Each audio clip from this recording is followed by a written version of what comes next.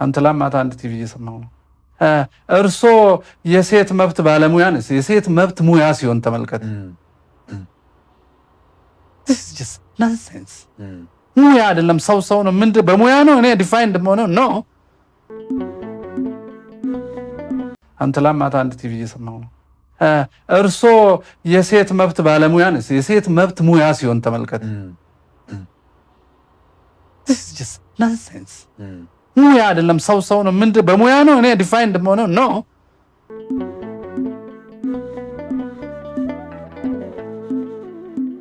ጀግንነትም ዘር አይደለም። ጀግንነት እምነት ተስፋ ነው።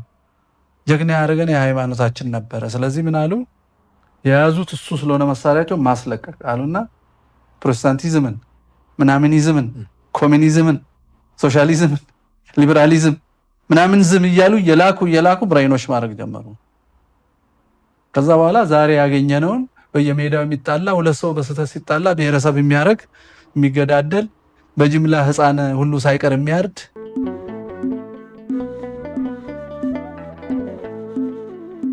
አማራነት፣ ትግራዋይነት፣ ኦሮሞነት፣ ወላይታነት ብትል አንተ ያንተ ነት ነው እሱ ነት ሰው ነው።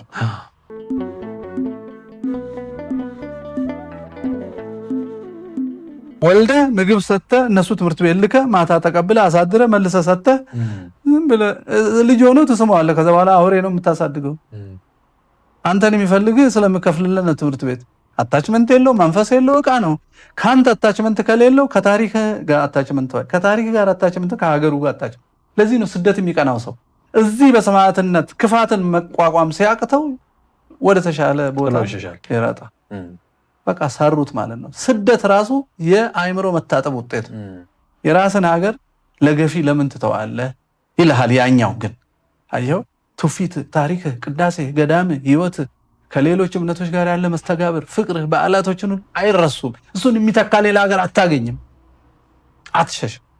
ወዳጅ እንግዳ ይዤላችሁ ቀርብ ያለው እንግዳችን እንደምታውቋቸው እጅግ ተወዳጅ በመላው ዓለም በመዘዋወር ኢትዮጵያዊነትንና ኢትዮጵያን ከፍ የሚያደርጉ በትውልዱ ላይ አሻራ ጥለው ለማለፍ ጥረት የሚያደርጉና እየጣሉም ያሉ መምህራችን የምንወዳቸው መምህር ፋንታሁን ዋቄን ይዤላችሁ ቀርብ ያለው ከሳቸው ጋር ጥሩ ቆይታ እናደርጋለን። እንደምታተርፉበት በእርግጠኝነት ነው ምናምነው። ስለዚህ እሳቸው እጅግ ጥሩ ቆይታ ከኛ ጋር ያደርጋሉ።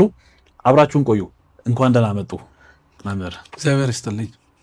እንግዲህ ያው እርሶን ማስተዋወቅ መቼም አይጠበቅብኝም። በመላው ዓለም ያለ ኢትዮጵያዊም ከኢትዮጵያ ውጭ ያለ ሰው ሁሉ ያውቆታል። እንግዲህ ለኢቲአርት ሚዲያ ግን እንደው ራስዎትን ቢያስተዋውቁልን ያስተዋውቅዎታለሁ። ግን እንደው ለሰላምታ ያክል ሰላም በሉልን። እሺ፣ እግዚአብሔር ይስጥልኝ። እኔ ፋንታሁን ዋቄ ነው የሚባለው። ስራዬ ያው ወጣቶች ስነ ምግባር ላይ መስራት ነው። በከፍተኛ ትምህርት ውስጥ ያሉ ወጣቶችን ስነ ምግባርና የኢትዮጵያዊ የሆነ አስተምሮዎችን፣ ባህልን፣ እምነትን በሚመለከት ማማከር፣ ማስተማር በአቅሜ ማለት ነው የገባኝን ሰው እንዳይጠፋ መስራት ነው ስራዬ። መልካም ነው። የተወደዳችሁ ተመልካቾቻችን እንግዲህ ማትረፊያ የሚሆን ፕሮግራም እንደሚሆን በእርግጠኝነት እናምናለን። አብራችሁን ቆዩ። መምህር እንደው አንቱ እያልኩ ልቀጥል? አንተ ብትል ነው የሚሻለው። እንዲቀል እሺ፣ አንተ እያልኩ ልቀጥል። እሺ፣ እንግዲህ ኢትዮጵያዊነትና ኢትዮጵያ ላይ በጣም ትኩረት ሰጥተህ ነው የምትሰራውና አሁን ካለው ወቅታዊ ሁኔታ አንፃር በተለይ የምዕራቡ ዓለም ተጽዕኖ በወጣቱ ላይ በህፃናቱ ላይ ከሚፈጥረው ተጽዕኖ እና ከዘመናት በፊት በርቀት የነበረው እየቀረበን የመጣና አሁን ትውልዱን አቅጣጫውን እየቀየረ የመጣው ነገር ላይ ነው በትኩረት የምትሰራውና እንደው እዛ ላይ ትኩረት አድርገህ እንድትሰራ መነሻ የሆነህ ምንድነው መምህር? እንግዲህ ሰዎች ስለራሳችን ሀገር ወይ ስለራሳችን ባህል ወይንም ስለራሳችን ታሪክ ስናወራ ራስ ወዳድነት ወይንም ከሌላ የመላቅ ሊመስለው ይችላል። በኢትዮጵያ ግን እንደሱ አይደለም። ኢትዮጵያዊነት የእግዚአብሔርን እውነት ገንዘብ አድርጎ መኖር ነው። ይሄን መጠበቅ ማለት እውነትን መጠበቅ ማለት ነው እንጂ ይሄ ጂኦግራፊውንና እኛ ጠይሞቹን መጠበቅ ማለት አይደለም። ለምንድን ነው እንደዛ የሆነው? የሰው ልጅ በምድር ላይ በስቶ ሲበድል እግዚአብሔር ተጸጸተ፣ የጥፋቱን ውሃ መጣ፣ ኖህና ቤተሰቦቹ ዳኑ እንላለን። ከዛ የኖህ ልጆች ደግሞ ርስት ተካፍለው አንዱ ወደ አፍሪካ፣ አንዱ ወደ ኤዥያ፣ አንዱ ወደ በሶስት ቦታ ተከፍለው ሄዱ። የአባታቸውን እምነት ይዘው ሄደው ለወጡ። ወደ አፍሪካ የመጣው እንግዲህ የኛ አባት ያን ከጥፋቱ ያዳነውን በሕገ ልቦና የሚያውቀውን እምነት ሳያጠፋ የእግዚአብሔር ርስትን የእግዚአብሔርን እውነት የሚጠበቅበትን ርስት መፍጠር ቻለ እና በዛ ሲኖር እንግዲህ ሰው በደሉ በስቶ አብርሃም ከተነሳ በኋላ በዛ ቃል ኪዳን የተጻፈ መጽሐፍ ደግሞ ለእስራኤላውያን ተሰጠ። ምክንያቱም እግዚአብሔር አዳምን ለማዳን ከሚወለድበት የቃል ኪዳን ሕዝብ መካከል ስለሆነ ለነሱ መጽሐፍን ሰጠ። ደንዳና አስቸጋሪ ሕዝብ ስለነበረ ማለት ነው። እሱን እኛ ከሕገ ልቦና ቀድመንም አልተለየንም፣ ግን ጽሑፍ ስናገኝ ደግሞ ሕገ ኦሪት ብለን ተቀበልን። ከዛ ፍጹም ሕግ አዲስ ኪዳንን መኖር ጀመር። ምን ማለት ነው? እንደዚህ ያልተቆራረጠ ሺህ ዘመናት የኖረ እውነትን መመስከር የሚችል ማንነት ኢትዮጵያዊነት ነው የሚል ሱዳናዊነትም ሊሆን ይችላል።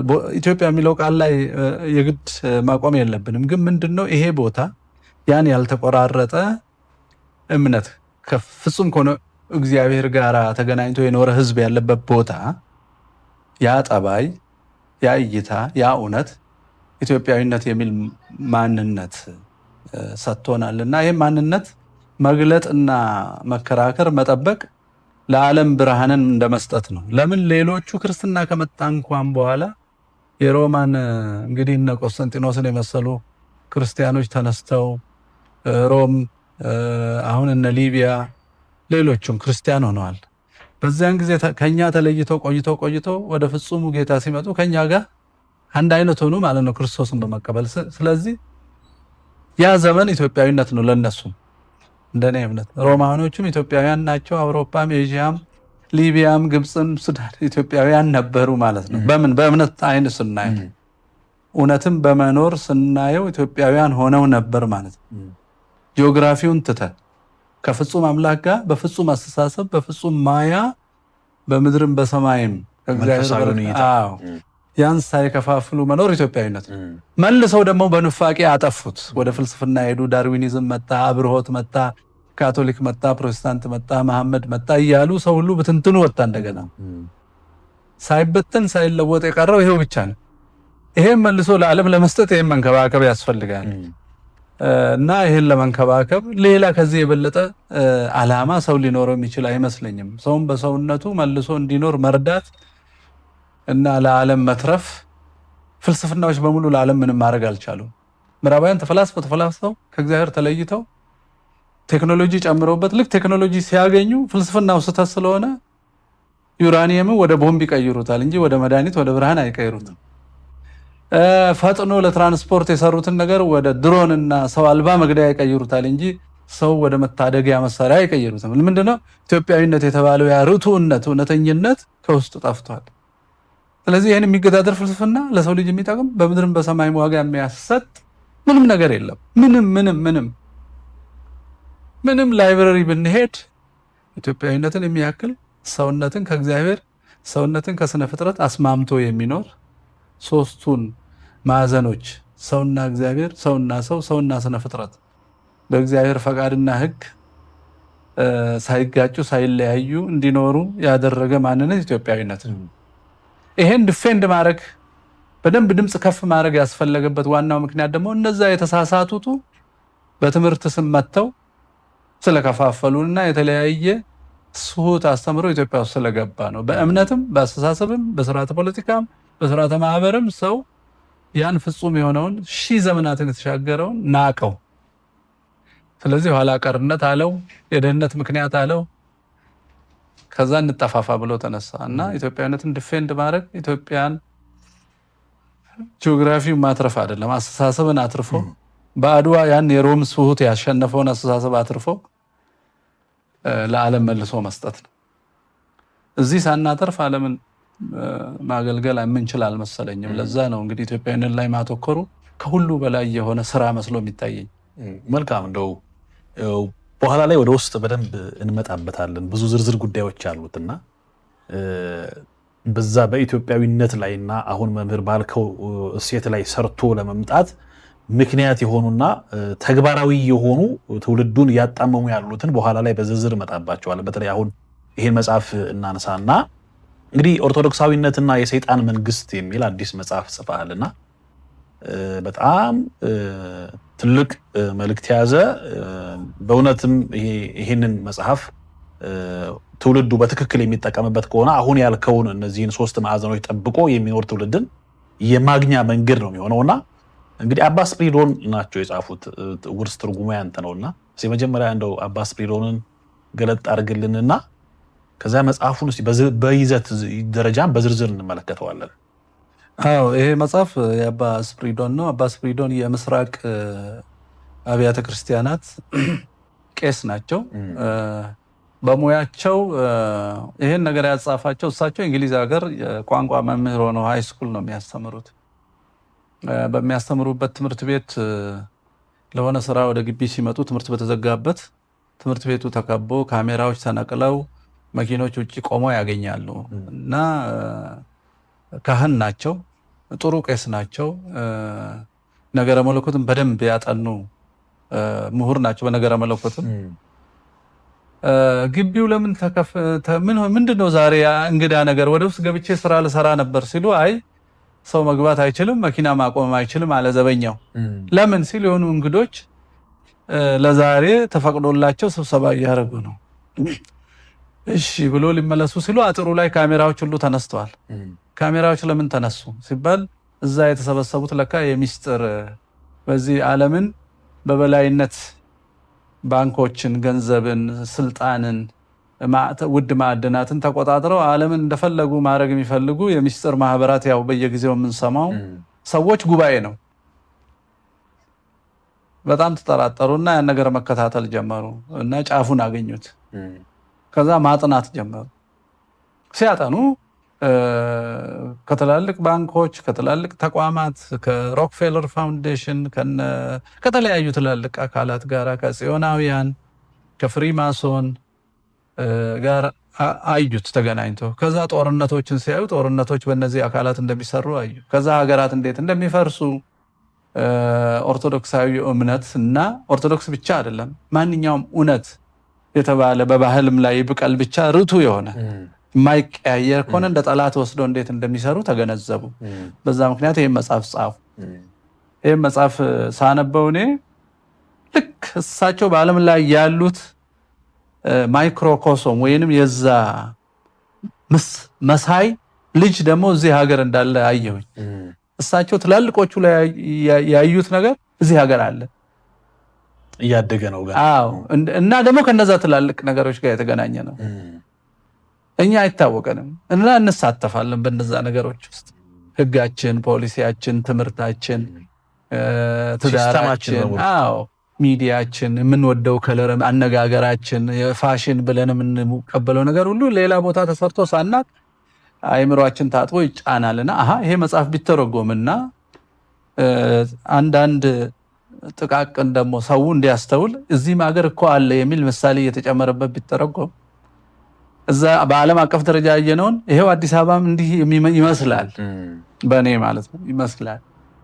ፖለቲካው ሌላ ዓለም እንዲህ እዚህም ያመልክት አለ፣ ተባበሩት መንግስታት ይሄው እዚህም እንዲህ አለ እያል ሰው ዓለም አቀፋዊ እይታ እንዲኖረውና ኢትዮጵያዊ እውነትን ለመጠበቅ እንዲነሳሳ በጣም አስፈላጊ ሆኖ ስለታየኝ ነው። ስለዚህ የመተርጉሙ ዓላማ እዛ በምዕራቡ ዓለም ያለው እና መነሻውን እዛ ያደረገው ይሄ የአንድ ዓለምን የመቆጣጠር የክፉ መንፈስ ተገዢዎች ያሉበት ዋና እዛ ቢሆንም ቅርንጫፎችና ስር እየተከለ ስለሆነ ነው ማለት ነው እዚህ መተርጎም ያስፈልገው። አዎ ለሱ ነው ሰዎች የሚያደርጉትን ለምን እንደሚያደርጉ አስበው እንዲወስኑ ለመቀስቀስ ነው። ያለበለዚያ አሁን በተለይ ኢትዮጵያ ውስጥ የመጣው በዚህ በጌም በኳስ ባህል የምትደግፈውና የማትደግፈው አለ። ሁሉ ጊዜ አንድ ጊዜ የወደድከውን ቢያጠፋም ትደግፈዋለህ እና የዚህ መንጋነት ባህል በጣም ዳብሯል። ለምሳሌ የዘር ፖለቲካ ትደግፋለህ፣ ኳስ ትደግፋለህ፣ ዝም ብለህ ትደግፋለህ።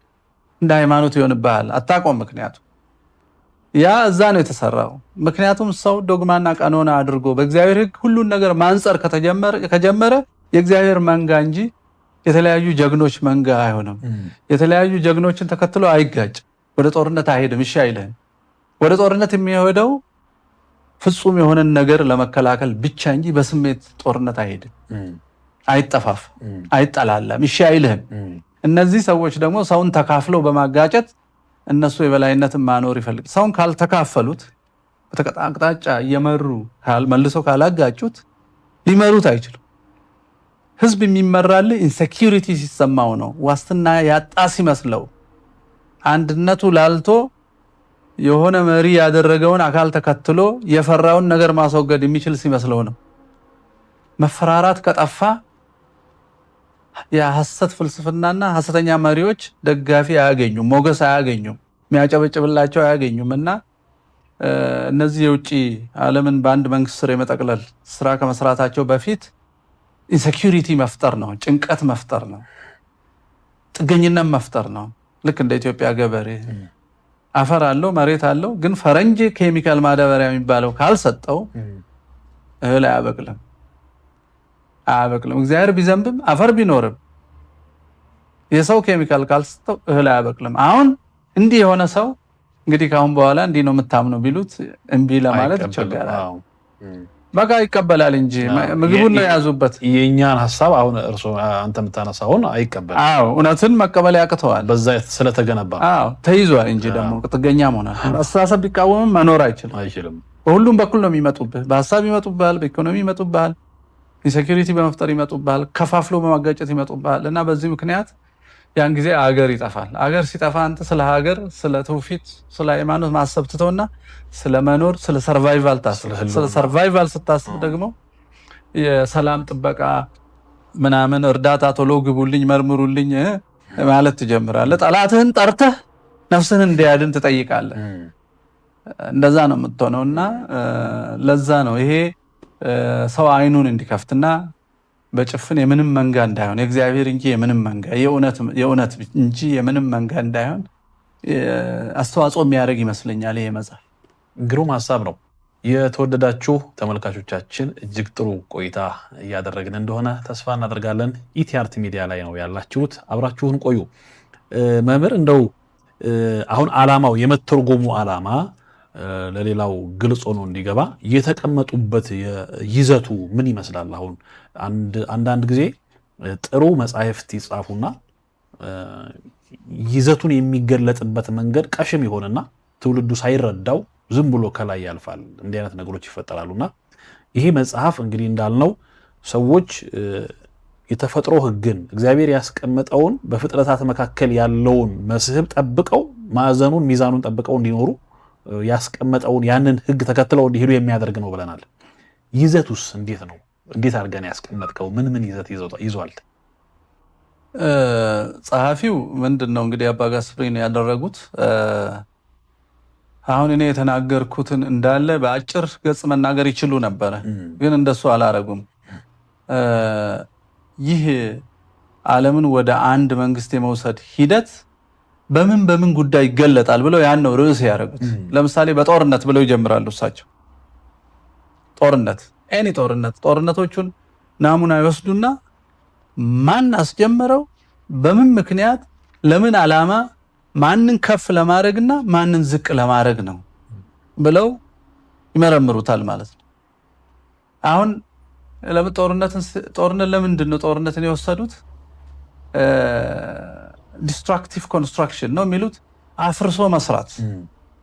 ለምሳሌ አሁን እንደ ኦርቶዶክሳዊ አይነት ሃይማኖት ወይንም ነባር ወደ ደቡብ ኢትዮጵያ እንደ ቦረና አይነት ነባር ባህል ያለው ባህሉ ራሱ ዶግማና ቀኖና ያለው ልክ እንደ ኦርቶዶክሳዊ የሚመስል የማይነኩ ነውሮች ሁሉ ህግ ያለው እንዲህ ቋሚ የሆነ ወይንም በእስልምና ሸሪዓው ነው አይደለ? ሸሪዓ ውስጥ ያሉ ህጎች ናቸው የሰውን አኗኗር እንትን የሚሉት የሚዳኙት ቋሚ ናቸው እነዚህ። በኦርቶዶክሳውያን ሃይማኖት ሚስጥራት አሉ፣ ዶግማዎች አሉ፣ ቀኖናዎች አሉ፣ ስርዓተ ቤተክርስቲያን አለ፣ ማህበራዊ ህይወት አለ፣ አስተዳደር አለ። ይሄ ሁሉ ፒላሩ ከእምነት ወጥቶ ባህልም ስርዓተ መንግስትም ይሆናል። ብዝሃነት ባለበት ደግሞ መስተጋብሩ ለሁሉም ማዕከላዊ የሆነ ነገር ይዞ ሄድና ልዩ የሆነው በየቤተ እምነቱና በየባህሉ ይሆናል። ግን አምባገነን ከመጣ የእናንተን እዛው አስቀምጡና እኔ የምላችሁን ስሙ ነው ይላል። መስተጋብሩን ይቆራርጠዋል ወይንም ለልዩነት ይጠቀምበታል። አባ ጋስፐሪን ምንድነው ያደረጉት? ጦርነቶቹን አይተው አንድ የዓለም መንግስት ለማምጣት እነዚህን ዶግማዎች ማፍረሻው አንዱ ጦርነት ነው ይላሉ። የህዝብን መስተጋብር ማፈራረስ እና ጭንቀት መፍጠር፣ እድር ማፍረስ። ለምሳሌ ከተማ አድሳለሁ ብለህ እድር ልክ ስታፈርስ የዚህ አይነት ፕሮሰስ ነው የምገባው። የተሳሰረውን ሰው ታጠፋና የማይተዋወቅ ሰው ፈጥረ ሰው ሁሉ በጥርጣሬና በካሜራ እንዲኖር አድርገህ በጥርጣሬ ውስጥ ካለ ፖሊስና መረጃን ብቻ ዋስትና አድርጎ እንዲኖር ባንክን፣ ብድርን፣ ቁብን ይተውና ባንክና ኢንሹራንስን ይከተላል። ይሄ ትንሹ ጦርነት ነው። ግን በጠበንጃ በቦምብ የሚደረገውን ጦርነት ሊቢያን ወስደው ያሳያሉ እሳቸው። ጋዳፊ በመፈንቅለ መንግስት ነው ወደ ስልጣን የመጡት ይላሉ። ወደ ስልጣን ሲመጡ ህዝቡ የመጨረሻ ደሃን ነው፣ በአርብቶ አደር ነው። ከፍተኛ የበሽታ መስፋፋት አለ። ጋዳፊ ከመጡ በኋላ የሊቢያ ህዝብ ከአውሮፓ ከአንዳንድ የአውሮፓ ሀገራት የነፍስ ወከፍ ገቢ በላይ ሆነ። የህዝቡ ኑሮ ሰው ሁሉ እንዲማር ነፃ የትምህርት እድል ተፈጠረ። በበረሃ የሚኖሩ ሰዎች በሙሉ በድንኳን ይኖሩ የነበሩት ቤት እንዲኖራቸው ተደረገ። ቤት የሌለው ዜጋ እንዳይኖር ተደረገ። ሰው ሲያገባ ይከፈለዋል፣ እንዳይማግጥ እንዳይጠፋ። ስኮላርሺፕ ይከፈልሃል፣ ተከፍለ ነው ውጭ የምትማረው። ይሄ ሴቶች እንደፈለጉ መልበስ ይችላሉ ወይ እንደዚህ እንዳሁን እንደ ዋህብያዎቹ እንደሚያደርጉት እንደ ሳውዲ ያው ዝሙትን በመሸፈን መከላከል ማለት ነው። ውስጥ ካየው አመነዝራለሁ አይነት ነገር እሱ እንደሱ የለውም ሰውየው። ይሄን ሁሉ ካደረገ በኋላ ደግሞ የነዳጅ ሀብቱን ሰበሰበና የተወሰነ ፐርሰንት አፍሪካን ከምዕራባውያን የብድር ጥገኝነት ለማውጣት ደግሞ ብር ማስቀመጥ ጀመረ። ቀጥሎ ምዕራባውያን ይበዘብዙት የነበረውን የሳተላይት ንግድ የመጀመሪያውን የአፍሪካ ሳተላይት አምጥቆ ብዙ ቢሊዮን ብር ለአፍሪካ እንድታተርፍ አደረገ፣ በርካሽ እንዲያገኙ አደረገ። ይሄ አንድ የዓለም መንግስት ለመፍጠር አፍሪካን ደግሞ የማዕድንና የባሮች የርካሽ ጉልበት ምንጭ ብቻ አድርገው ማኖር የሚፈልጉ ምዕራባውያን ይህን ሰውዬ እንዲጠሉ አደረገ ማለት ነው። ስለዚህ ይህን ሰውዬ በማስወገድ አፍሪካ በዚሁ እንድትቀጥል ለማድረግ ከተፈለገ እዛ ረብሻ መፍጠር አለባቸው ማለት ነው። እና ጋዳፊ አምባገነን ነው፣ ህዝቡ እንደደላው ያውቃል።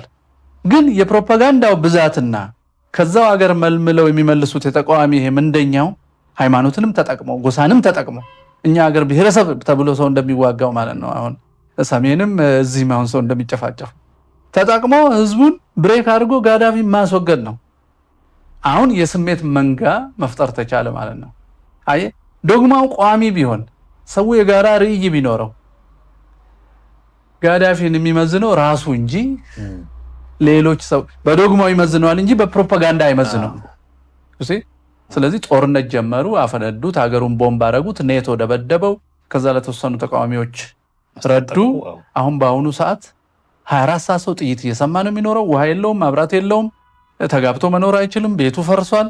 አሁን ይህን ነፃነት ነው ይላሉ። ዲሞክራሲና መብት ነው የሚሉት ምዕራባውያኑ ቃሉን የሚጠቀሙት። ጦርነት እንዴት አድርጎ ህዝብን ከፋፍሎ የተወሰኑ ግሩፖች መንጋ አድርጎ ሊያጠፋፋ እንደሚችል ያስቀምጡና መልሰው አንድ የዓለም መንግስትን ለመፍጠር ጦርነት አንዱ መሳሪያ ነው ብሎ ማስረጃ ያቀርባሉ። አንዱ ርዕስ እሱ ነው። ሁለተኛው ርዕስ ይህንን አይነት ወንጀል ህጋዊ አድርጎ ለማስቀጠል እና ሰው ለማሳመን የተባበሩት መንግስታትን እንደ መሳሪያ መጠቀም።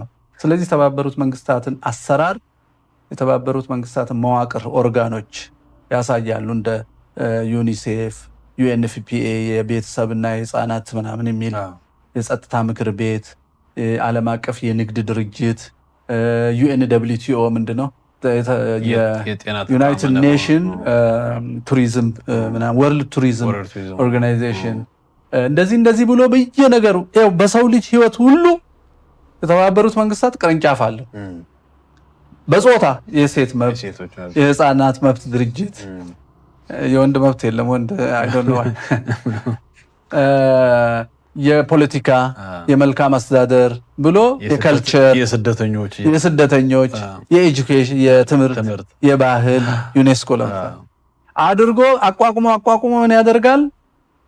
በዚህ በሴኩላር ሁኑ ለመቻቻል በሚለው አስተምሮ ስር በተባበሩት መንግስታት የሚጻፉ ህጎች በሁሉም ሀገር እየተፈረሙ በየሀገራቱ ያሉ ዶግማዎችና ቀኖናቸውን እንዲተኩ በማድረግ ለአንድ ዓለም መንግስት ማዘጋጀት ሚና እንዴት እንደሚጫወት ዝርዝር አድርገው ያሳያሉ።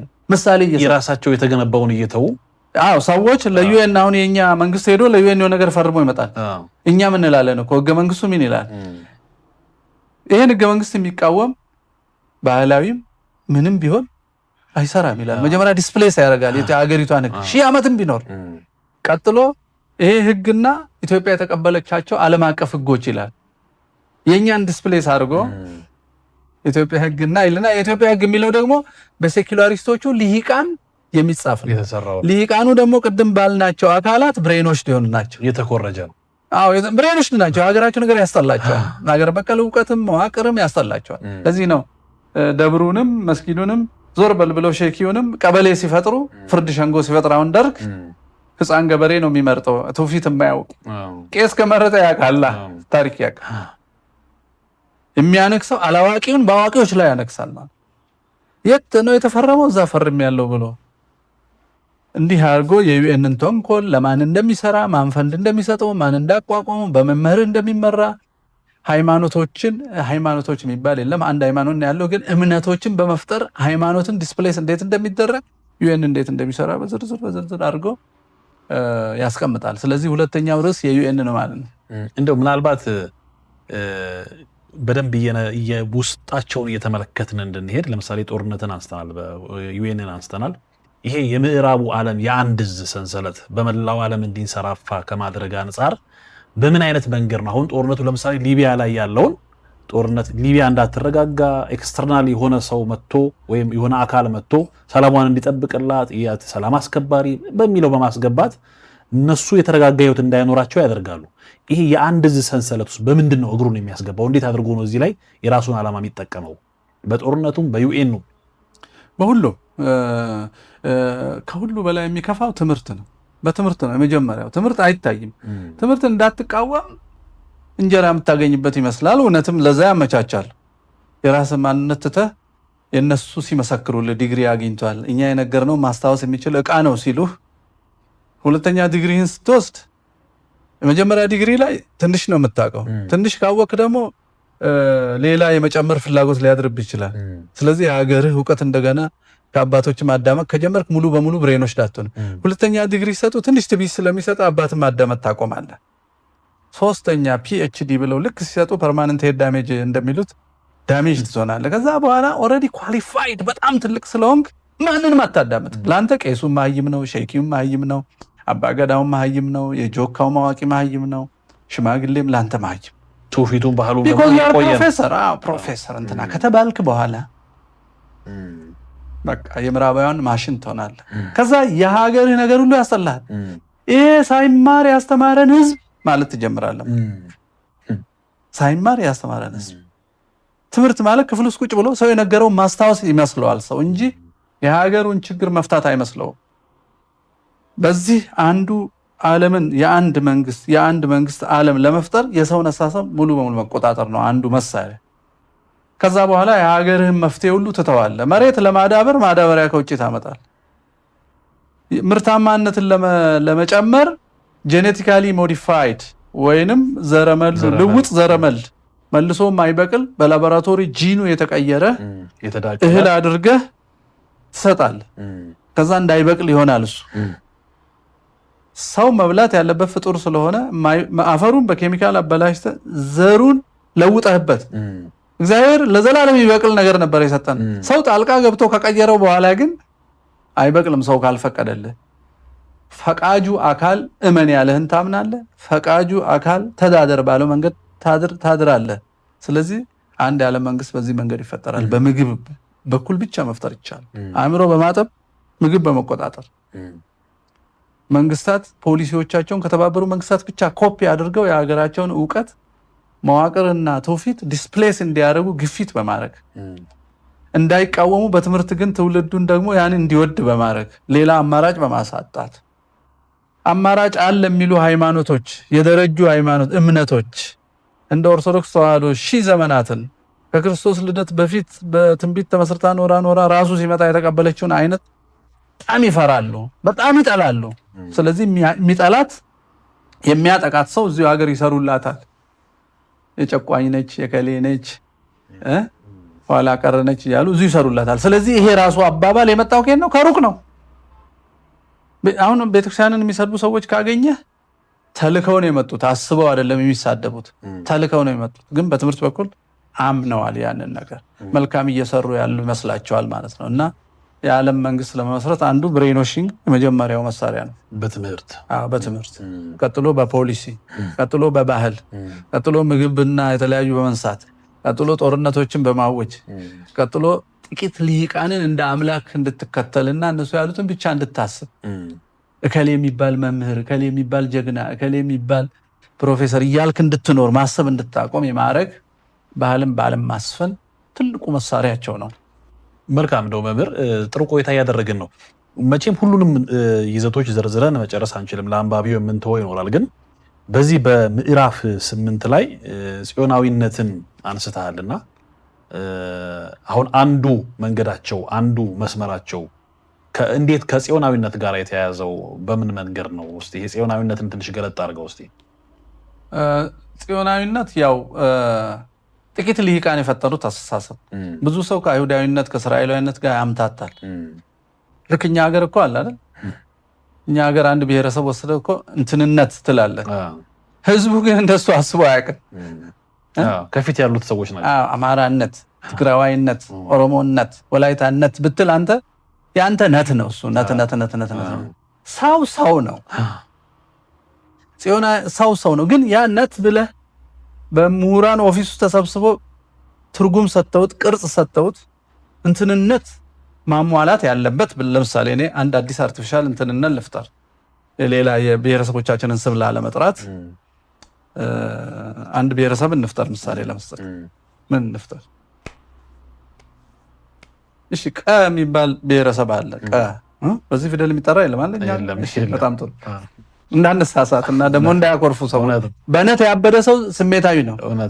ሰደቡኝ ፖለቲከኞችን ይኸው ሰደበክ ይሉታል። ሄደው ላቂዎች ቶሎ ንጥራቸው እንትን አመክንዮ ስለሌላቸው ስሜት ሞቢላይዝ ያደርጋል። አሁን ለምሳሌ እኔ የተወለድኩት ከቀ ማህበረሰብ ነው እንበል። እኔ አንተ እዚህ ያለ ነው ልጆች የኖርን ነው።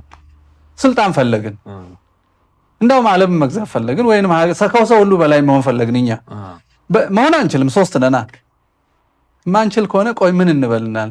ለምን የኛን ቤተሰብ ሄደን የነንትና የነተ ብሔረሰቦች በቀ ላይ ግፍ ሰርተዋል ብለን ነፃ መውጣት አለባቸው ለምን አንላቸው እንዴ? ከምን ቢሉን እኮ እናፍራለን። በቃ እንፈጥራልና ድሮ እናንተ ሳታውቁ በተለይ የጽሁፍ የተመዘገበ ነገር ከሌለ መፍጠር ቀላል ነው። ታሪክ አዎ ያለ ካለ ደግሞ አይ እነዛ መጥፎች ናቸው የጻፉት ብለህ መጽሐፉ እንዳይነበብ ትከለክላለህ። ከዛ ቀን አሁን ምን ታደርጋለህ? ቀነት የሚባል ቲዮሪ ትሰራለህ። ምን ትላለህ? ለምሳሌ እናቱም አባቱም ከቀ የተወለደ እስከ አያቱ ድረስ ትላለህ። የቀን ቋንቋ የሚናገር የቀ አካባቢ የሚኖር ትላለህ። አካባቢ ትሰራለታለህ፣ ጂኦግራፊ ትሰራለህ። እናትና አባቱ እስከ አያቱ አንድ የቀን ቋንቋ የሚናገር ሲወለድ ከዛ ይሄ እንግዲህ ሂትለርም አድርጎታል። በነገራችን ላይ አንድ ሰው አርያን ለመባል ከእናት እስከ አያቱ ጀርመን መሆን አለበት። አሁን ዓላማ አይሁድን ለማጥፋት መጀመሪያ ጀርመናዊነትን መሰብሰብ ስላለበት ከዛ ቀነት ሰበስቀያችን ትሰራላቸዋለህ። ኢኮኖሚ ደግሞ እንዴት ብቻቸውን ከሌላው እንዴት እንደሚያድጉ ታስተባብራለህ። ከዛ ስሜት ውስጥ ከታቸዋለህ። ነፃ በወጣችሁ ጊዜ በቃ ሰላም ይሆናል፣ ክብራችሁ ይመለሳል፣ ትልቅ ትሆናላችሁ፣ ገዢ ትሆናላችሁ፣ ረሃብ አይኖርም፣ በሽታ አይኖርም። ልክ ኮሚኒዝም እንዳደረገው ኮሚኒዝም እንደዛ ነው ያደረገው። ንጉሱን ስገሉ፣ ጳጳሱን ስሰቅሉ፣ ፊውዳሊዝም ስታጠፉ፣ መሬት ላራሹ ስትሉ ሰው ሁሉ እኩል ይሆናል፣ ድህነት ይጠፋል፣ ወተት ሁሉ ቤታችሁ በቧንቧ ይመጣል። እንደዚህ አይነት ቅዠት መጀመሪያ በቀ ማህበረሰብ ውስጥ ጨምራለሁ። ቀ ማህበረሰብ ያን ገነት እያሰበ ገነቱን ያሳጣ እከሌ ነው ነው ስላልከው ተን ለማጥፋት ይሄዳል። እኛ ይሄን የፈጠርነው ሰዎች እነክሳለን፣ በእነሱ ላይ እንመራቸዋለን። ተሳክቶልን ተን ካጠፋን በን እናጠፋል፣ እስከ ፐ እናጠፋና የዓለም መንግስት እንሆናለን ማለት። ልክ እንደዚህ ጽዮናዊነትም የሆኑ ምሁራን እንግሊዝ ሀገር የሚኖሩ እና የተወሰኑ የፍሪማሶን ምናምን የፈጠሩ ሰዎች ተሰብስበው ለምን እንግዲህ አይሁዶች በሮማ ዘመንም ተበትነው የሚኖሩ በጦርነት ሲማረኩ የኖሩ ሀገር ያጡ ሀገራቸው ላይ ሌላ ሰውም የሰፈረበት ነው። ፍልስጤሞች የሰፈሩበት አሁን ለነሱ ገነት ወደ ሀገራችሁ ትመለሳላችሁ ነው መጀመሪያ። አሁን መሰብሰብ አለበት። ስለዚህ ጽዮናዊነትን ዲፋይን የምታደርገው ሊቃኑ ዲፋይን ያደርጉታል።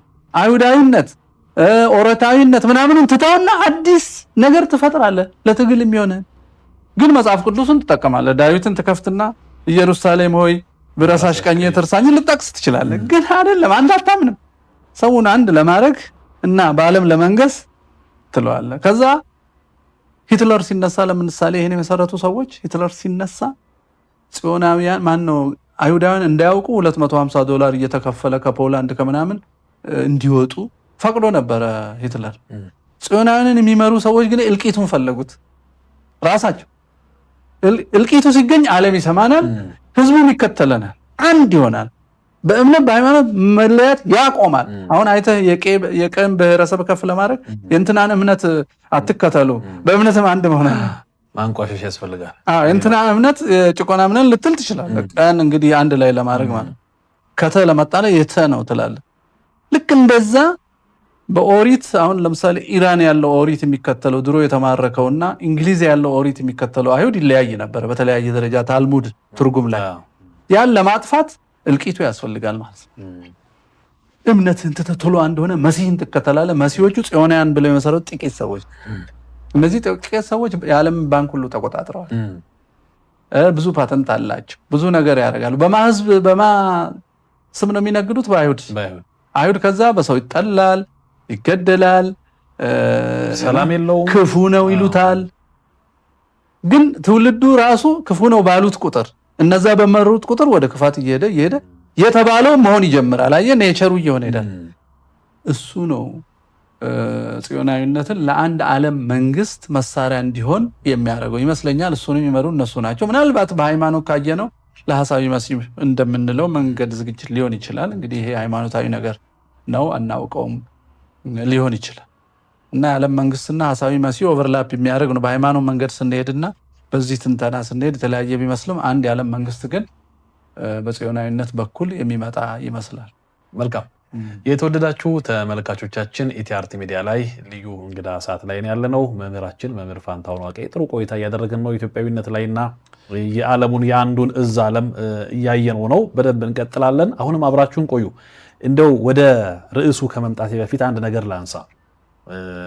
ኦርቶዶክሳዊነትና የሰይጣን መንግስት ነው የሚለው እንመጣለን። እሱ ላይ ግን በተለይ አሁን ላይ ትውልዱን እዚህ ላይም እንደጠቀስከው አእምሮን መቆጣጠር የሚል አለውና አሁን በተለይ በደንብ እየሰሩበት ያለው እሱ ይመስለኛል። አእምሮን መቆጣጠር ላይ ኢትዮጵያ ውስጥም በጣም ስራ የሰሩበት ነውና ከምን አንጻር ነው አሁን የተቀመጠው? እሳቸውም ያስቀመጡት አንተም ስተረጉመው ኢትዮጵያዊ መልክ ይዞ መጥቶ እኛ ሀገር ካለው ነባራዊና ተጨባጭ ሁኔታ አንጻር እንዴት ነው የሚገለጠው? በዚህ በምዕራፍ 12 ላይ ያስቀመጥከው አለ በገጽ 275 ላይና አእምሮን መቆጣጠር በምን አንጻር ነው እየሰሩበት ያለው አሁን ኢትዮጵያ ውስጥ? ሰው አእምሮ ክፍት የሚሆነው ሰጀስትድ የሆነውን የቀረበለትን ነገር ሁሉ ሳይመረምር የሚቀበለው የራሱን ሲያጣ ነው። አሁን እኔ እጄ ዕቃ ይዟል አይደል? ሌላ የተሻለ ዕቃ ብታመጣልኝ ይሄን ጥዬ ያን ነው ይሄን እጄ መያዝ አልችልም። ስለዚህ ያስኩትን ሳያስጥሉኝ ያኛውን ሊያቀብሉኝ ስለማይችሉ መጀመሪያ የሚያደርጉት ረጅም ታሪክ፣ አገራዊ ታሪክ፣ ሃይማኖታዊ ትውፊት የተመሰረተበትን ፍልስፍና ያጠናሉ። አጥንተው ጨርሰዋል። ለምሳሌ እኛን ያጠኑን መቼ ነው? ከሄሮዶቱስ ጀምሮ ያጠኑናል። እኛ እንግዲህ አፍሪካ ኢትዮጵያ በሚባል ዘመን ሁሉ ያጠኑናል። ግን በቅርብ ጊዜ ያጠኑን መቼ ነው? አድዋ ላይ የተሸነፉ ጊዜ ነው። እንዴት ነው ያጠኑን? በጣም የደነገጡት በ400 ዓመተ ምህረት የካቶሊክ ቤተክርስቲያንን ጥላ አዲስ መንገድ ስትጀምር፣ የሮማ ስትጀምር አዳዲስ ኑፋቄዎችን መጨመር፣ አዳዲስ ምርምር ፍልስፍና ጀመረች። እንግዲህ ከዛ አውሮፓ በኢንዱስትሪ እያደገ ሲሄድ ለኢንዱስትሪ ህዝቡ ለሚፈልገው አንዳንድ ቀኖና ስትሰራ እየራቀች ሄዳ ከዛ ከእውነቱ ከመጀመሪያው የራቀች በሄደች ቁጥር ወደ ሰዋዊ ፍልስፍና ገባች። እንዳውም ያው እንደምታውቁት የቅዱስ ጴጥሮስን ትልቁን ካቴድራል ለመስራት ካርድ ግዙ መንግስተ ሰማያት ትገባላችሁ የሚል ሁሉ ቀልድ ጀመረች። ያን ጊዜ እነ ሉተር ተነሱ፣ ሪፎርም እናድርግ። ይሄ ቤተክርስቲያን አርጅቷል፣ ሰብአዊ የሆነ ፍልስፍና በዝቶበታል፣ ይባስ ብለው ካርድ ሽጡና መንግስተ ሰማያት ግቡ ይለናል። ሰው መንግስተ ሰማያት የሚገባው ጌታ ኢየሱስን በመቀበል ነው፣ መዳን በኢየሱስ ነው የምትለው እንግዲህ ከዚህ ነው የምትነሳ ብሎ አመፅ አይደል? አንድ አመፅ መጣ፣ ፕሮቴስት አደረገ። በዚህ መሀል ደግሞ እነ ዳርዊን መጡና አይ ሰው ከዝንጀሮ ነው የመጣው ፈጣሪ የለም ወደሚል መጡ። ከዛ ኒውተን መጣና መካኒካል ወርልድ ይሄ ስበቱ ምኑ እንዴት እንደሚሰራ አስተማረ። አሁን ሰው በሳይንስ ኮንፊደንስ ዴቨሎፕ እያደረገ መጣ ማለት ለካ እንዲህ ነው የመጣ ነው በዝግመተ ለውጥ ማለት ጀመረ። አሁን የያዘውን ያን እውነት ካቶሊክ ትንሽ እጃቸው እንዲያስከፈተቻቸው፣ ፕሮቴስታንት እንዲህ ያደረገው እነ ዳርዊን መጡና አስጣሉት። እውነቱን ጣለ ማለት ነው። ከጣለ በኋላ ከዛ በኋላ እንግዲህ ሶሺዮሎጂ፣ አንትሮፖሎጂ፣ ሳይኮሎጂ ምናምን ሎጂ እያሉ ከተቱበት። ባዶ ቤት አገኙ። እሱን ያዙና እሱ ደግሞ አያረካም፣ ሆድ ይፈልጋል፣ መዝናኛ ይፈልጋል፣ ሀብት ይፈልጋል። በመንፈስ መርካት ስለሌለ ዓለምን ለምን አናስስም ሀገር አናሰፋም ብለው አፍሪካ መጡ። አውስትራሊያ ሄዱ። ባለቤቶቹን እነዛን አቦሪጂንስ ፈጇቸውና ሰፈሩ። በጄኖሳይድ ነው ሀገር የሚመሰረቱ። አሜሪካ ሄዱ። ቀይን ፈጁና በጄኖሳይድ አሜሪካ መሰረቱ። ሰው ከፈጁ በኋላ ሀብት መሰብሰብ ሲፈልጉ ሌበር የለም ማለት ጉልበት ሰራተኛ የለም። አፍሪካ የሚባል ሀገር አለና ጥቁርን ባሪያ አድርገው ደግሞ አሜሪካ ወስዶ ማሳረስ ጀመሩ። ምክንያቱም እነሱ ሞተር ሰርተዋል፣ ጠበንጃ ሰርተዋል። መርከባቸው እንደኛ በንፋስ ሳይሆን በስቲም ኢንጂን ነው የሚሄደው። ያ ደግሞ ኩራት ይሰጣቸዋል። በፍጥረት እንበልጣለን። እዚህ ዳርዊን ዝግመተ ለውጥ ነው ሰው ይበላለጣል አላቸው። እውነትም ሞተር ሰሩ። ከዛፍ ላይ ፍሬ የሚበራ አፍሪካዊ እውነትም ዝንጀሮ ነው ብለው አመኑ። ማለት አሁን ባዶ ማሽን ናቸው እነዚህ ሰዎች። ይህን አድርገው ዓለምን ሁሉ ኮሎናይዝ አድርገው መጨረሻ ደግሞ የቀረችውን ሊከፋፈሉ ሲሉ የቀረችውን ሲፈልጉ ኢትዮጵያ ነች። ጣሊያንን እስቲ እኛን ወክለህ ውሰዳት፣ ያው እኔ እኮ አነሰኝ ሲል ኢትዮጵያን ውሰድ ባዶ ነች አሉ ማለት። ሲመጡ ተሸንፈው አያውቁም እንዴ? ለምንድን ነው ያሸነፉን? ቁመታቸው ትንሽ፣ ጥቁሮች፣ ገና ተፈጥሮ ያላለቁ ዝንጀሮች በዳርዊን ማለት ነው። እንዴት አሸነፉ? እናጥናቸው ተባለ፣ ተጠናን። ለምን እንደምናሸንፍ ምን ደረሱበት? ጀግኖች ናቸው። ለምን ጀግና ሆኑ? ኦርቶዶክስ ናቸው። ምንድን ነው ኦርቶዶክስ? ቅድምና ያለው የማይለዋወጥ ከእግዚአብሔር የተገኘ እምነት ነው። እና ታዲያ ይሄ እንዴት ጀግና ያደርጋል? አይ ሰው አንድ ነው፣ አዳማዊ ነው። ሰው ደግሞ ክቡር ነው፣ በእግዚአብሔር አምሳል የተፈጠረ ነው። ከጥፋቱ በኋላ እግዚአብሔር ለልጆቹ ርስት አከፋፍሏል። ይህ ርስት ደግሞ ከእግዚአብሔር ልጆች ከሶስቱ ለአንዱ ለኛ ነው የደረሰው። እነ ጣሊያን ደግሞ ደርሷቸዋል። የያፌትና ልጆች እዛው ይቀመጡ የሚሉና ሞትም አይፈሩም። ለምንድን ነው የማይፈሩት? አይ ለእውነት ከሞትክ ዘላለማዊ ሀገር አለ ብለው ስለሚማሩ። እነሱን ለማሸነፍ እነሱን ማስጣል የሚያስፈልገው የያዙት ዶግማ አስተምሮና ተስፋ የሚያደርጉት መንግስተ ሰማያትን ማረሳሳት ነው አሉ ማለት ነው። አሁን ብሬኖሽን ከዚህ ይጀመራል። ኋላ ቀርነች፣ ኋላ ቀርነትን አምጥታለች የሚሉት የዚህ ሀገር ካድሬዎች ከዛ ተልከው ነው። እኛ ለየት ያለ ብሔረሰብ ነን፣ ጀግኖች ነን፣ ሌሎቹ ፈሪዎች ናቸው የሚሉትም ከዛ የመጡ ናቸው። በዝንጀሮ ነው ይሄ የምትለው፣ ሰው ነው። እንደዛ ካልክ ኦልሬዲ ዝንጀሮ ነህ። እኔ እበልጣለሁ የሚል ሰው ሁሉ ዝንጀሮ ነው። ሰውን አይበልጥም። ሰው ከሰው አያንስ። በሽተኛ ነው እሱ። ጀግንነትም ዘር አይደለም። ጀግንነት እምነት፣ ተስፋ ነው። ጀግና ያደረገን የሃይማኖታችን ነበረ። ስለዚህ ምን አሉ? የያዙት እሱ ስለሆነ መሳሪያቸው ማስለቀቅ አሉና ፕሮቴስታንቲዝምን፣ ምናምኒዝምን፣ ኮሚኒዝምን፣ ሶሻሊዝምን፣ ሊበራሊዝም ምናምን ዝም እያሉ እየላኩ ብሬኖች ማድረግ ጀመሩ። ከዛ በኋላ ዛሬ ያገኘነውን በየሜዳው የሚጣላ ሁለት ሰው በስህተት ሲጣላ ብሔረሰብ የሚያደርግ የሚገዳደል በጅምላ ህፃን ሁሉ ሳይቀር የሚያርድ ሂድና ጠብቅ ሲባል መልሶ ዘር ጠይቆ የሚገል እንዲህ አይነት በሽተኛ የተፈጠረው በዚህ የያዝነውን ያን እውነት ለቀን ማንም ስላደረብን ነው። አሁን ተበትነናል። አሁን ተሳቀናል። አሁን ፈርተናል። አሁን አድናቸዋለሁ የሚል የውጭ ኃይል ከመጣ እሺ እንላለን ማለት ነው። አሁን አየህ እንዴት የአንድ የዓለም መንግስት ለመፍጠር ስቴፖች ናቸው። በሩን ያገኙታል። በቃ ስለዚህ ብሬኖሽንግ በዚህ መንገድ ተካሄዶ ለዚህ ብሬኖሽንግ የሚያገለግሉ ሊሂቃን ደግሞ ፕሮፌሰር እየተባሉ ብዙ ብር ይከፈላቸዋል። በቴሌቪዥን ይጋበዙና እርሶ የህፃናት አስተዳደግ ምሁርና ባለሙያ ኖት እስቲ ይናገሩ ይባላል። አንተላም ማታ አንድ ቲቪ እየሰማሁ ነው። እርሶ የሴት መብት ባለሙያ ነስ የሴት መብት ሙያ ሲሆን ተመልከት። this is just nonsense ሙያ አይደለም ሰው ነው ምን በሙያ ነው እኔ ዲፋይንድ ሆነው ነው። አዳምና ሔዋን ተፈጥረው እንዴት እንደሚኖሩ ፍጥረት ነግሯቸዋል፣ መጽሐፍት ነግሯቸዋል። ያን የሚጠብቀው ያን እምነት የሚጠብቅ ቤት እንጂ የሆኑ ሰዎች ዲግሪ እየወሰዱ የወንድና የሴት ግንኙነት ዲፋይን ማድረግ ከጀመሩ አንድ የዓለም መንግስት እየሰራ ነው። ግንኙነታችንን ዲፋይን እያደረገው ነው።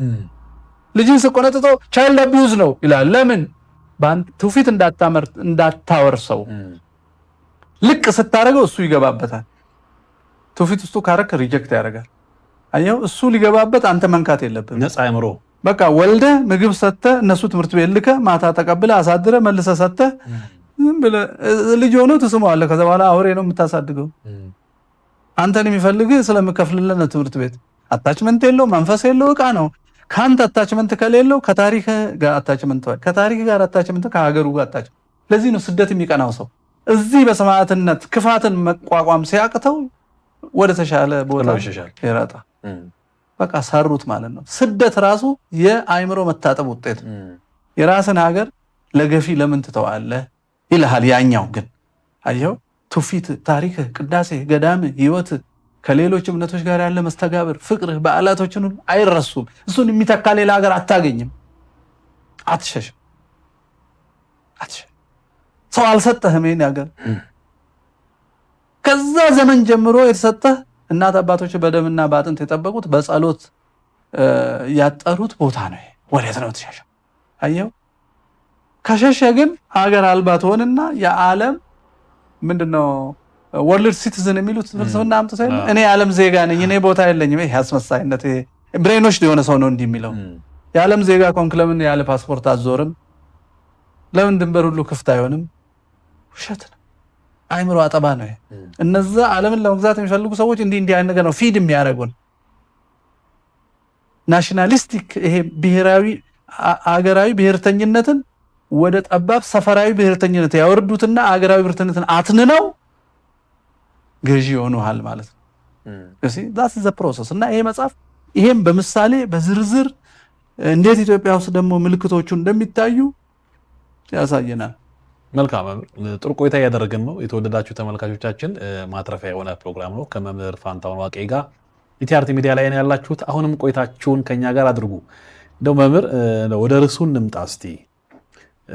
አሁን አንተም በዚህ አይምሮን በመቆጣጠር በሚለው ንዑስ አርዕስት ላይ ትንሽ ነካክተዋልና አንዳንድ ሰው ሲመለከተው ግራ ሊገባው ይችላል ርዕሱ።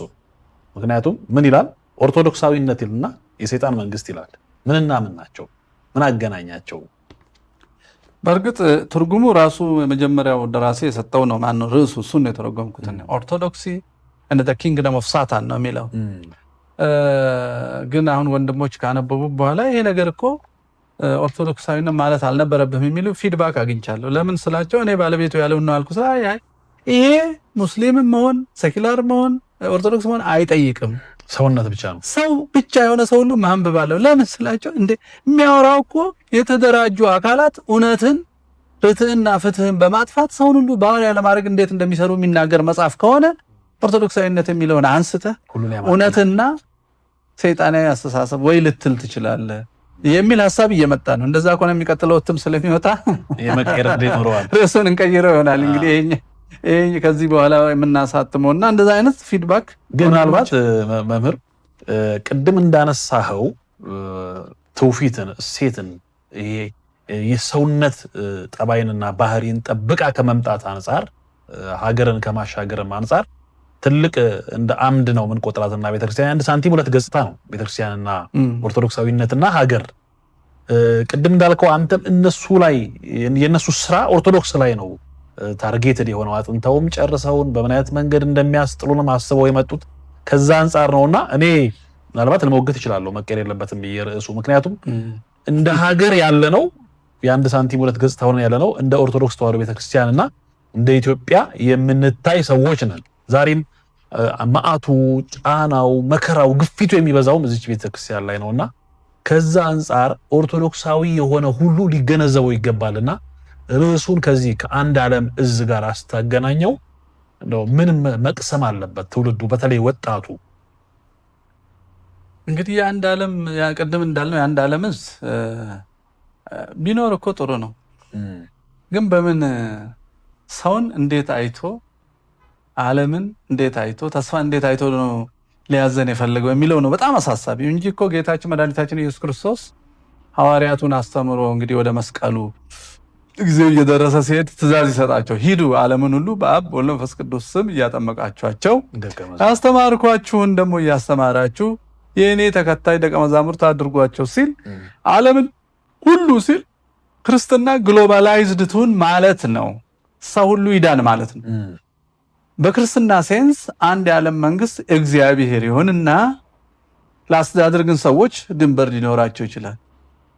እግዚአብሔር ከሆነ አገዛዙ መሪያቸው ለእግዚአብሔር ተጠሪ የሆነ ቤተክርስቲያን እውቅና የሰጠችው እንላለን። እንግዲህ አንድ ሃይማኖት ከሆነ ምክንያቱም ዓለም ሁሉ ደቀ መዝሙሩ ከሆነ ህዝብ ሁሉ የክርስቶስ ከሆነ ክርስቶሳዊ ያልሆነ ሰው ሊመራው ይችላል። ስለዚህ የክርስቶስ እንደራሴ የሆነችው ቤተክርስቲያን የቀባችው ያሰናበተችው ልጆቼን ከኔ ጋር ጠብቅ ብላ ያነገሰችው ሰው እሷ በመንፈስ እሱ ደግሞ በስርዓት አብረው የሚጠብቁት ዓለም ማነው ሀገር ይፈጠራል። ለአስተዳደር ነው እንጂ ሀገር የሚፈጥሩት በአስተሳሰብ እና በተስፋ ዓለም ሁሉ አንድ ይሆናል ማለት ነው። አይዲያል ዓለም፣ አይዲያል ክርስቲያን ዓለም። አሁን አንድ የዓለም መንግስት ስንል እግዚአብሔርን እያልን ነው፣ ሰዎችን አይደለም የምንለው። በዛ አስተሳሰብ በዛ አስተምሮ ነው የምንኖረው። በዛ ማህበራዊ ህይወት በዛ ምኞት የምንመኘው ሁሉ ከዛ አንጻር ስለሆነ ማለት ነው። በዛ ድርጊት ነው የምንኖረው። ጦርነት ቢመጣ የምንዋጋው ሰውን አይደለም፣ ሌላ ትምህርት ያደረበትና ያን በሰው ሊያሳድር የመጣ ሰውን ነው። ያንን ውስጡ ያለውን ትምህርት ለማስለቀቅ እንማማር ስንል እምቢ ብሎ መግደያ ይዞ ከመጣ የእግዚአብሔር ህዝብ የእግዚአብሔር እውነት ከምድር ላይ በሱት ሰዎች እንዳይጠፋ ያን ሰውን ተኩስበታለን ወይ እንሰይፈዋለን ማለት። ግን ሰውየውን እኮ እያለቀስንለት ነው። ለምን? እነዚህን ከኋላ የሚመጣውን ትውልድና እውነት ሁሉ እንዳይደመስስ እናስቁም። በጉልበት ነው የመጣው። በእውቀት ሲመጣ ግን እንደሱማ ትምህርት ነው። ጉባኤ ይዘረጋል፣ ክርክር ይመጣል፣ እንዳውም ክርስቶስ የበለጠ ይገለጣል፣ መጽሐፍ ይተረጎማል፣ ይረታል። በጉልበት ሲመጣ ሰፈር ውስጥ እየዞረ ሰራተኛ፣ ህፃን፣ አውቶቡስ ተራ ሰው እያታለለ የሚነጥቅ ከሆነ አይመችም። አሁን አንድ የዓለም መንግስት በእግዚአብሔር ህግ ቢሆን ኖሮ ጥሩ ነበር ነው። አሁን ግን ዓለም መንግስት እሰራለሁ የሚሉ ሰዎች ናቸው። በምን? እግዚአብሔር በሌለበት እነክሳለን የሚሉ ሰዎች። እግዚአብሔር በሌለበት በእኛ ፍልስፍና በገባ ልክ እነክሳለን። ደግሞ እኛ ልዩ ስለሆንን ሌሎቹም ባሪያ እናደርጋለን ብለው ነው የሚመጡት። አሁን ሲመጡ አይ ሰው ባሪያ አይሆንም የምትሉ ኦርቶዶክስ ነው የሚያገኙት ፊት ለፊት። ደግሞ ይሄ እምነት ስለሆነ ለዘላለም እስከ ሞት ነው የሚጸናው። ይሄ ነው ፈጽሞ እሷን እንዲጠሏት የሚያደርገው ፈጽሞ። አሁን አይታችሁ እንደሆነ ኦርቶዶክስ ሲያልቅ የተባበሩት መንግስታትም የሰብአዊ መብትም የአውሮፓ ዩኒየንም አሜሪካም እንግሊዝም መግለጫ አያወጣም። የኦርቶዶክስ ሆቴሎች ሲቃጠሉ፣ ኦርቶዶክሶች ሲገደሉ፣ ኦርቶዶክሶች ሲፈናቀሉ ጸጥ ነው የሚለው። አሁን ሰሞኑን መናገር የጀመሩት ምናልባት ይሄን መንግስት ስለጣሉ እንደ መያዣ እኛን እንደ መያዣ ሊጠቀሙን ይሆን አላውቅም እንጂ ይሄን ሁሉ ዓመት አይናገርም። 30 ምናምን ዓመት ነው የታረደው ኦርቶዶክስ። አንድም ምዕራባዊ አይናገር ጸጥ ዓላማው ስለሆነ። ሻሸመኔን ተመልከት። ሻሸመኔ ያው ሁሉ ኦርቶዶክስ ተመርጦ ንብረቱ ሲቃጠል ምን ሲል ዝም ነው ያሉት። በሳምንቱ የሆኑ ሰዎች በፖለቲካው ላይ 11 ሰዎች ተገደሉ። በፖለቲካ ነው እሱ። ቶሎ መግለጫ ወጡ። በዛው ሳምንት ቦታውን ተቀራራቢ ነው። ኦርቶዶክስ የሆነ ነገር ማን መግለጫ ያወጣል። ስለዚህ ኦርቶዶክስ ላይ ማተኮራቸው ደግሞ ከዓላማቸው አንጻር ትክክል ናቸው። የማትነቃነቅ የማትለዋወጥ ቅድምና ያላት ከእግዚአብሔር የተገኘች ስለሆነች እሷን ካላጠፉ ዓለምን ማሞኘት አይችሉም። ዓለምን ባሪያ ማድረግ አይችሉም። ምክንያቱም አድዋ ነው ጥቁሩን በሙሉ ወደ ነፃነት ጉዞ አሁንም ነፃ ባይወጣም በአስተሳሰብ ነፃ ባይወጣም እሱን የሚገዙ ሰዎች አሁንም በእጅ አዙር በዩኤን በኩል መልሰው ባሪያ ቢያደርጓቸውም ቢያንስ የነፃነትን ትርጉም ብልጭ ያደረገችው ኦርቶዶክስ ነች። ፊዚካሊ ብልጭ ያደረገችው ኦርቶዶክስ ነች። በእርግጥ ስንፍናችን እንዳለ ሆኖ አፍሪካን ሳናስተምር ቀርተን እንኳን አፍሪካን ልናስተምር እዚሁ ሰፈሩ ስንበላላ ምን ደንዝዘን ምናምን ቁጭ ብለን ማጥፋታችን ልክ ነው።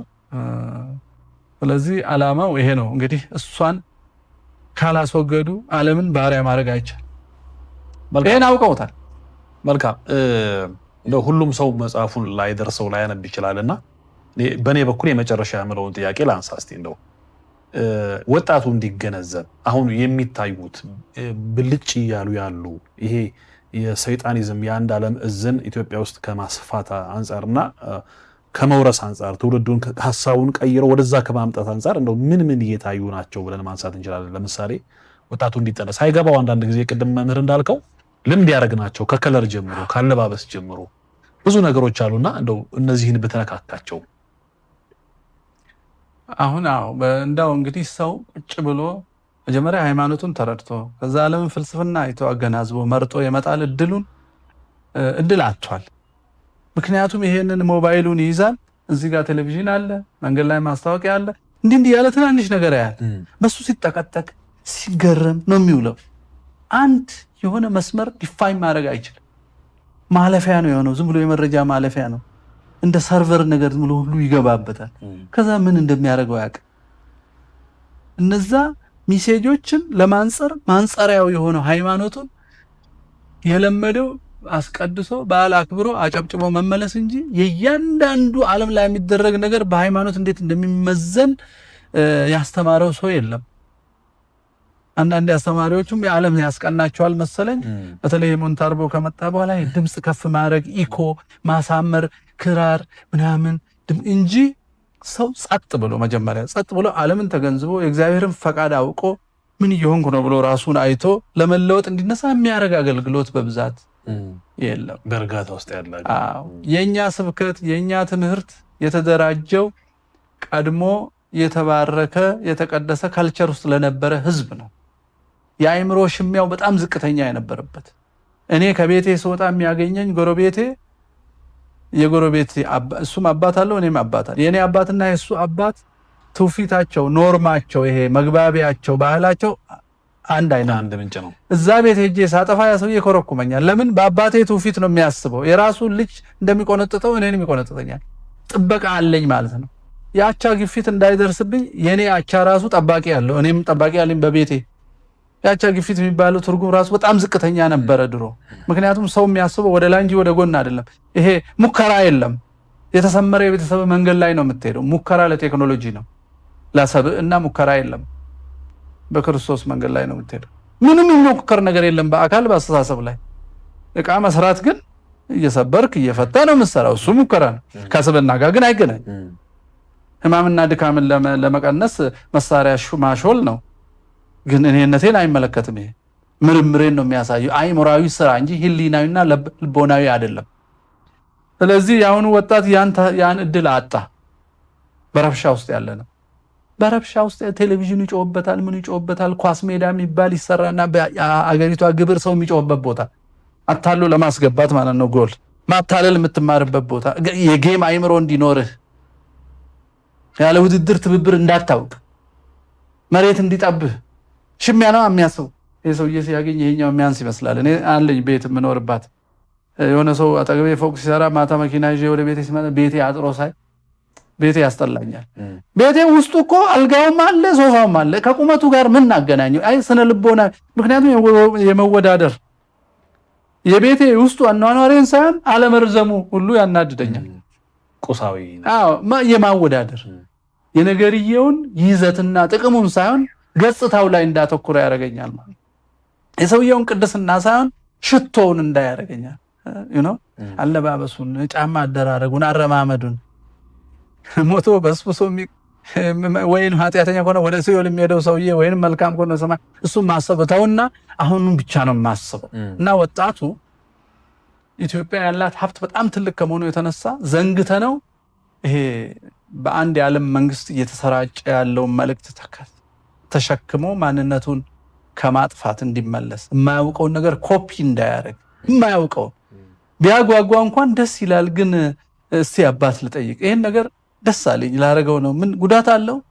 እስቲ በትውፊት በዶግማ በምን እስቲ ይንገሩኝ እያለ እያነጸረ እየተማረበት ቢሄድ ይሻላል እንጂ ከጓደኛ ጋር እየተመካከረ የሚያደርጉት ነገር ሁሉ ስህተት ነው። የማነው ጠላት ነው እንደዛ እንድናደርግ እያመቻቸን ያለው ማለት ነው። በዲግሪያችን፣ በቲቪያችን፣ በስልካችን፣ በመጻፍቶቻቸው በሙሉ ያጠፉናል። እና ወጣቱ ማንበብ መረዳት የጠላቱን እንግዲህ ይሄ መጽሐፍ አንዱ ብቻ ነው። እኚህ አባት እንግዲህ እድሜ ይስጣቸው በህይወት ያሉ ይመስለኛል። የተወሰነ ተጨማሪ ነገሮች አሉት ኢትዮጵያን የሚመለከት ነገር። ቀጥሎ የሚመጣ ሌላ መጽሐፍ አለ ፈጽሞ የነሱን ፍልስፍና ደግሞ ይሄ ሴኩላር ሂውማኒዝም የሚባለው ስዝም ሰብአዊነት ብዬ ያዘጋጀሁት መጽሐፍ ይሄ ትርጉም አይደለም፣ እሱ ከልምዳችን የሰራነው ነው። እነዛ አይነት ነገሮችን በደንብ አንብቦ ራሱን ነፃ ማውጣት አለበት። ምክንያቱም እኔ ስጽፍ ስለሚያምር ደስ ስለሚል አይደለም፣ ከዛ ከያዝነው ኢትዮጵያዊነት ጠላት ከጠላው ከዛ ነገር አንጻር ስለምንመዝነው ወደ ማንነታችን የሚመልሰን ለመመለስ የሚያንደረድረን አንድ መጽሐፍ አይመልስም። ግን ጠላትን ማወቅ ጥሩ ነው። ጠላትን ማወቅ ጥሩ እውቀት ይጨምራል። መልካም ጥሩ ቆይታ ነው ያደረግነው። በእኔ በኩል ጨርሻለሁኝ። ምናልባት ይሄ መጽሐፍ ታትሞ ገበያ ላይ ያለው በደንብ በስፋት ይሰራጫል፣ ሁሉም ጋር ይደርሳል ብዬ አስባለሁ። ቀጣዩ ስራስ መቼ ነው የሚወጣው? ስዝም ሰብአዊነት ይቆያል ወይስ? ኦልሬዲ ታትሞ ወጥቷል። ስርጭት አልተጀመረም። የሚያሰራጩት እንግዲህ በዚህ ሳምንት ጀምሮ ይሆናል። የእነሱ ውሳኔ ነው። እኔ ስራውን ሰርቼ እንደፈለጋችሁ ለሚያደርጉ ሰዎች ነው። እነሱ ይሰሩታል። ታትሞ ኦልሬዲ ለሚያሰራጫ ተሰጥቷል። እሱ ደግሞ እንትኑን መሰረቱን ይሰጠናል። ስፔሲፊክ ነገር ላይ ነው የሚያተኩረው። ስዝም ሰብአዊነት ያልነው ሴኩላር ሂውማኒዝም ነው። እነዚህ ሁሉ አሁን እዚህ ላይ የምናየው የሰይጣን መንግስት ያልነው መሰረቱ ሴኩላር ሂውማኒዝም፣ ያለ እግዚአብሔር ስብዕናን መረዳት መሞከር ማለት ነው። ያለ እግዚአብሔር ሰውን መረዳት መሞከር ነው። እና እሱም በደንብ ያጋልጥና ከዛ ኢትዮጵያ ውስጥ እንዴት ይገለጣል፣ ከዛ በኢትዮጵያ ኦርቶዶክስ ተዋሕዶ ቤተክርስቲያን ላይ ምን እያደረሰ ነው፣ ስለዚህ ኦርቶዶክሳውያን ምን ቢያደርጉ ነው ከዚህ ሊወጡ የሚችሉት ብሎ መፍትሄ ሀሳብ ይሰጥና የበለጠ ሰዎች እንዲመረምሩት እንዲዘጋጁበት ሰንበት ትምህርት ቤትም መምህራንም የአባቶቻችን ማንም ቢሆን የዓለምን ስልት አይተው መፍትሄ እንዲሰጡ የሚያደርግ ነው። ይሄ ደግሞ መገለጫውን በደንብ የሚያሳይ መጽሐፍ ነው። ያን እንግዲህ ሌላ ጊዜ በደንብ እናብራራለን። መልካም። እጅግ ተወዳጁ መምህራችን መምህር ፋንታሁን ዋቄ ስለሰጠህን ጊዜ በጣም እናመሰግናለን። እኔ ጨርሻለሁኝ። ምናልባት አንተ በመጨረሻ ይሄ መነገር አለበት መተላለፍ አለበት የምትለው መልእክት ካለ እድሉን ለአንተ ልስጥ። ብዙ ብለናል እንግዲህ እግዚአብሔር ይመስገን። ማንበብ እንማር ነው እኔ የምለው። መጽሐፍት ማንበብ፣ ያነበብነውን ለሌላ ማጋራት የሚችል ደግሞ ጊዜ ያለው ሰው ከመጽሐፍ ውስጥ ቁም ነገር አሳጥሮ ትምህርት መስጠት ለልጆች ለወጣቶች። በተለይ እኔ ለቤተክርስቲያን ተሰብስበው ለሚማሩ ሰዎች ምንድን ነው የምለው፣ ማንበብ ካነበቡ በኋላ ደግሞ አሳጥሮ አጠገባችን ላሉ አባቶች አሳይቶ ደግሞ የኛ ያልሆነ ነገር እንዳንናገር ትርጉም ስለሆነ አንዳንድ ቦታ አሁን ምሁራን እየላኩልኝ ነው፣ ይሄ የኛ አባባል አይደለም እቺን ብታሻሽል ይላሉ ጓደኞቼ።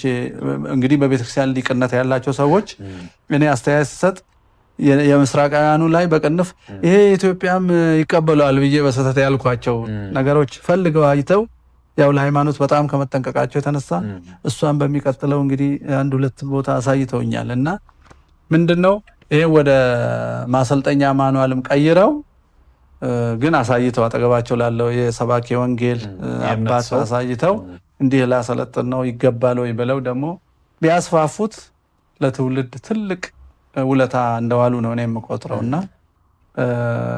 ደግሞ የተሻሻለውን ሌላ ጊዜ አሳትመን ደግሞ እናስተዋውቃለን። መልካም እንጨምርበታለን በደንብ። አሁን የሚቀጥለው ትርጉም አይሆንም፣ የሚቀጥለው የራሳችን እናደርገዋለን በደንብ ኢትዮጵያዊ አድርገን ማለት ነው። መልካም፣ በጉጉት እንጠብቃለን። የተወደዳችሁ ተመልካቾቻችን ኢቲአርት ሚዲያ ላይ ነው ያላችሁት። ሰዓቱ ደግሞ ልዩ የእንግዳ ሰዓታችን ነበር። እጅግ የምንወደው እናንተም ሁላችሁም የምትወዱት መምህራችን መምህር ፋንታሁን ዋቄ እጅግ ግሩም ጊዜ ሰጥቶን ነበረ። እንደምታተርፉበት እንግዲህ ራሳችሁን እንደምታውቁበት ሀገራችሁንና ሃይማኖታችሁን እንደምትጠቅሙበት በሰብአዊነት መሰረት ላይ እንደምትቆሙ ተስፋ እናደርጋለን።